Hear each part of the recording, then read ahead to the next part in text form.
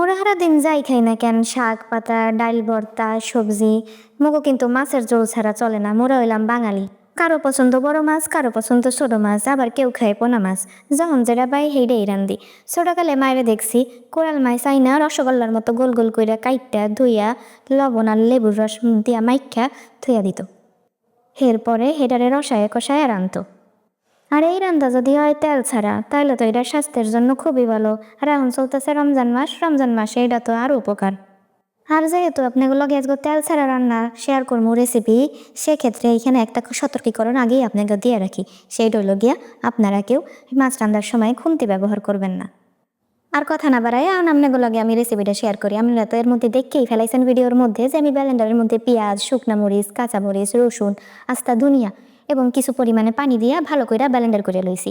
এবং এটা কিছুক্ষণ ব্লেন্ডার করার পরে এর মধ্যে আমি কিছু ধনিয়া পাতা ছোট ছোট কইরা কাইটটা ব্লেন্ডারের মধ্যে দিয়া ভালো কইরা পেস্ট করে লমু। এবং এই ধনিয়া পাতাটা হলো গিয়া আমার তরকারির রংটা সবুজ করব এবং এটা সুন্দর একটা ফ্লেভারও অ্যাড করব।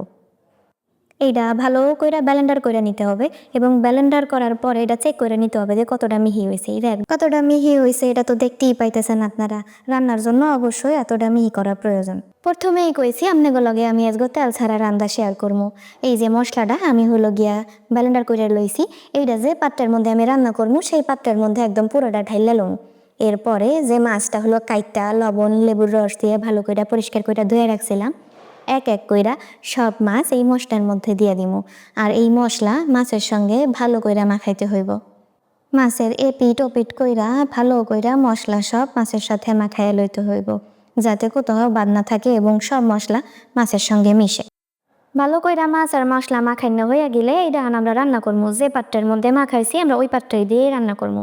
পাতিলটা আমি চুলার উপরে বসাই দিব, একদম অল্প আছে চুলার উপরে বসাইয়া এইটা আমি এখন ঢাকনা দিয়ে ঢাইকা দিব। এটার মধ্যে কিন্তু কোনো পানিও অ্যাড করুন যাইব না। কিছুক্ষণ জাল করার পরে নিজে নিজেই যে পানি বের হইব, ওই পানি দিয়ে এটা রান্না হইব। আর ওই যে আগেই কইছিলাম কোনো খুন্তি ব্যবহার করা যাইতো না, এটা ব্যবহার না কইরা দুই পাতিলের দুই পাশ দিয়ে ধইরা সুন্দর করে নাড়ায় নাড়ায় দিয়া মাছগুলা রান্না করবেন।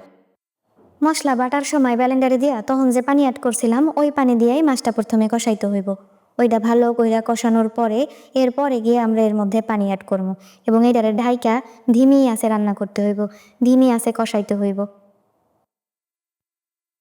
মাছটা যখন কষানো হয়ে যাইব, যখন একদম লাগা লাগা ভাব থইরাইব যে মাছটা নিচে লাইগা যাইতেছে, তখন আমরা এটার মধ্যে পানি অ্যাড করবো। পানি অ্যাড কইরা পরে এটারে রান্না করবো। আমরা কিন্তু এরপরেও খুন্তি দিয়া কোনো নাড়াচাড়া দেই নাই। পানি অ্যাড কইরা এটারে আবার সুন্দর মতো একটু হালকা নাড়াচাড়া কইরা এরপরে আবার ঢাকনা দিয়া ঢাইকা রাখবো এবং ঢাইকা দিয়া এটারে রান্না করতে হবে আবার ধিমি আঁচে। পানি দিয়া কতক্ষণ জাল করার পরে যখন মাছটা পুরোপুরি সেদ্ধ হয়ে যাবো এবং হলুদের নাকে সুগন্ধ লাগবো, তখন আমরা ঢাকনা উঠায় আরেকবার চেক করবো যে মাছ সিদ্ধ হয়েছে কিনা। মাছ দেখলেই বুঝে যাবেন যে মাছ সিদ্ধ হয়েছে কিনা। আর এই মাছ সিদ্ধ হইতে কিন্তু খুব একটা বেশি সময় লাগে না। এবং উঠানোর আগে আমরা এটা দেওয়ার ডেকোরেশনের জন্য আর কিছু ফ্লেভারের জন্য শুকনা মরিচ কাইটা কাইটা উপরে দিতে পারি। দিয়া কিছুক্ষণ ঢাইকা রাখবো। কিছুক্ষণ ঢাইকা রেখে আমরা এই মাছ পরিবেশন করতে পারি।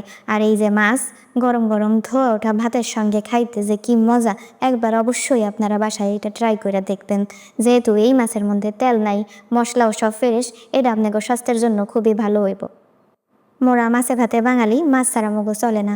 এরম একটা আনকমন ডিশ দিয়া যখন দিন শেষে খাইবেন তখন প্রাণটা কিন্তু এককালে জুড়াইয়ে যাইব।